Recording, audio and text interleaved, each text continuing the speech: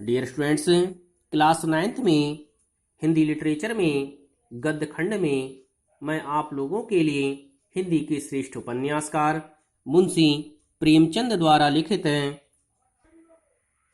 दो बैलों की कथा नामक चैप्टर पढ़ा रहा था। इस चैप्टर में मैंने आपको पढ़ाया था कि दो बैल थे जिनका नाम हीरा और मोती होता है। वे दोनों बैल झूरी के घर बहुत ही प्रसन्नता के साथ जीवन यापन कर रहे थे, परंतु कुछ समय के बाद झूरी का साला गया झूरी के घर आता है और उन दोनों बैलों को लेकर अपने घर चला जाता है। वहां वह उनसे बहुत अधिक काम लेता है, परंतु उनको खाने के लिए रूखा सूखा देता है। यह देख करके दोनों बैल बहुत अधिक दुखी हो जाते हैं और एक लड़की की सहायता से वे दोनों बैल वहां से भाग आते हैं। भागने के कारण वह रास्ता भटक जाते हैं और एक खेत में पहुंच जाते हैं जहां पर मटर की फसल लगी हुई थी। उस खेत में मटर की फसल को देखकर वह उस फसल को खाने लगते हैं। कुछ समय के बाद वहां पर उस खेत का रखवाला आ जाता है और उन दोनों बैलों को पकड़ करके काजी हौश में बंद करा देता है। इसके बाद वे दोनों बैल वहां पर बांध दिए जाते हैं।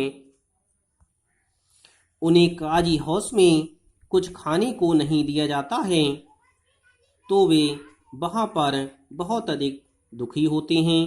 रात को भी जब कुछ भोजन ना मिला तो हीरा के दिल में विद्रोह की ज्वाला दहक उठी। मोती से बोला, अब तो नहीं रहा जाता मोती। लेखक कहता है कि जब काजी हौस में उन दोनों बैलों को बांध दिया गया और वहां पर उन्हें खाने के लिए कुछ भी प्राप्त नहीं हो रहा, तो वे बहुत अधिक दुखी थे। रात को भी उन्हें भोजन नहीं मिला। इसको देख करके हीरा के दिल में विद्रोह अर्थात बगावत की ज्वाला भड़कने लगी और उसने मोती से कहा कि हे मोती, अब तो मुझे नहीं रहा जाता।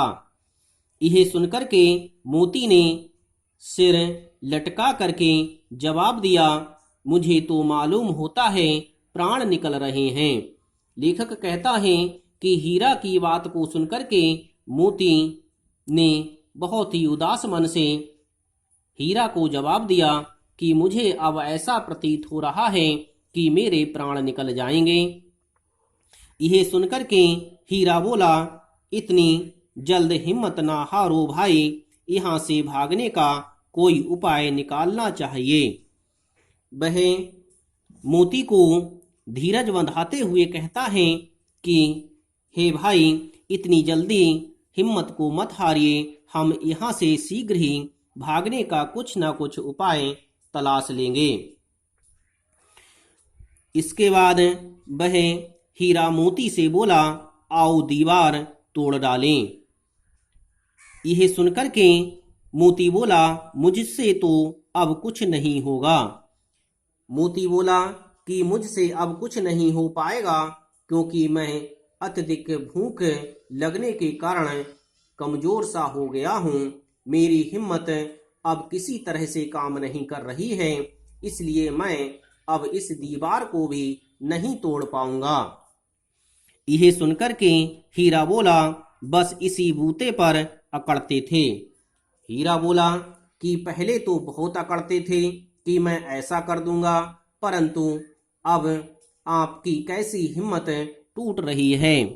सारी अकड़ निकल गई। अब आपकी सारी अकड़ निकल गई क्या?